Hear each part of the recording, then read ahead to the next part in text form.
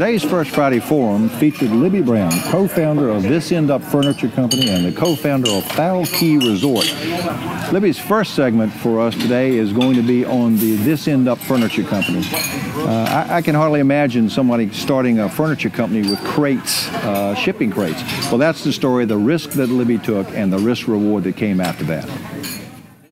At age 30, bored, restless, and unstimulated by the status quo, I took a call from my brother Steve. Steve said he and his friend Randy were making couches out of shipping crates down in Raleigh and asked me to open a store in Richmond.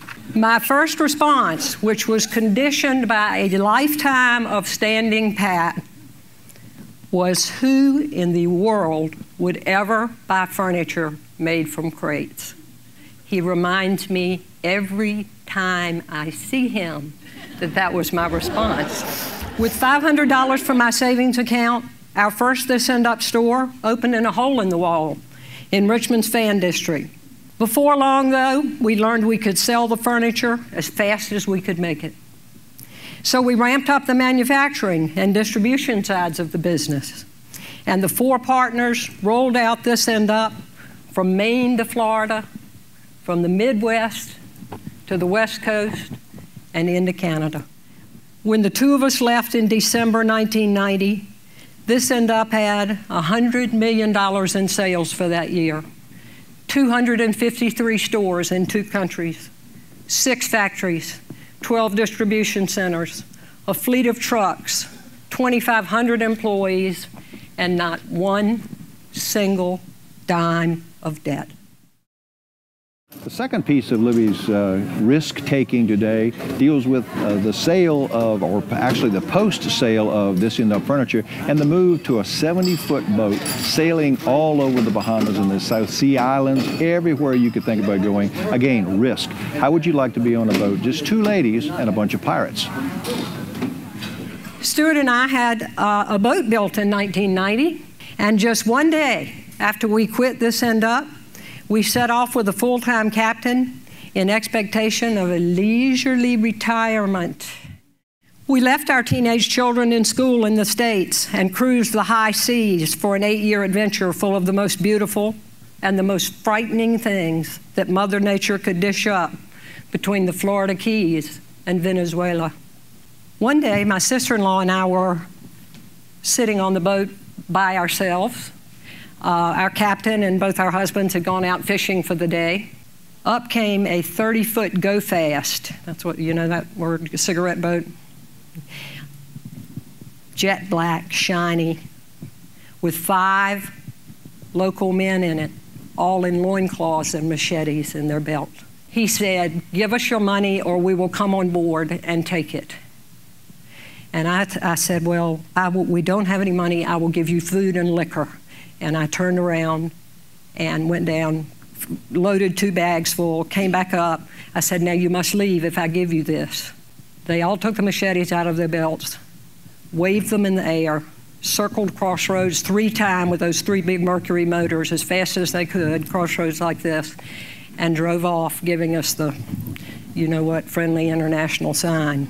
With enough miles under my belt to circumnavigate the globe 2.5 times, wanderlust was sated. Having smelled the roses until their perfume overwhelmed us, Stuart and I cut out of exploit number 2 and plunged into the really deep end with risk number 3 in September 1997. The final piece of Libby's risk-taking involves her ownership and building of a resort on an island in the middle of the Bahamas called Fowl Key. Libby had a lot of success with this, but the stories to be very interesting to hear about the Bahamian government. So Stuart and I paid out a good chunk of our assets to live and work on a piece of paradise called Fowl Key. Money poured out like a running spigot while we tried to get the development going in the third world environment of the Bahamian archipelago. After 9 months of development, we still had no proof of property transfer, no deed, no land lease renewal. But by then, we were in so deep, we had no choice but to keep building on an island we weren't sure we owned. After 3+ years of harassment and extortion, and I thought a long time before I put those words in this speech, we completed our island paradise and moved in. It was heaven on earth. Then, after only 4 days, Hurricane Michelle screamed in at 115 miles an hour and ripped up the toughest thing I'd ever accomplished. It's been 5 years since Fowl Key Resort opened, and the government still refuses to honor its promise. Our land lease is approaching 49 years, and our family will lose everything on the island if it expires. In my mind, I watched the growing backside of chance taint the luster of my previous good fortune, and I prayed for an answer to come my way.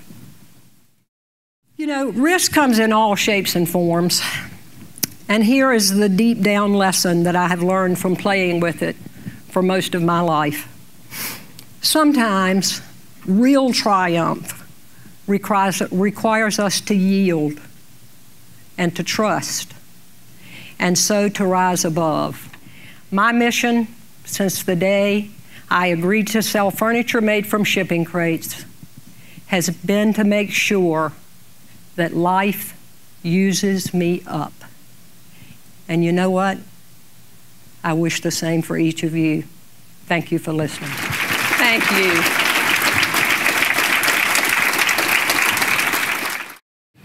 So ends our First Friday Forum on Risk. And again, this is Libby Brown's book, Making Waves.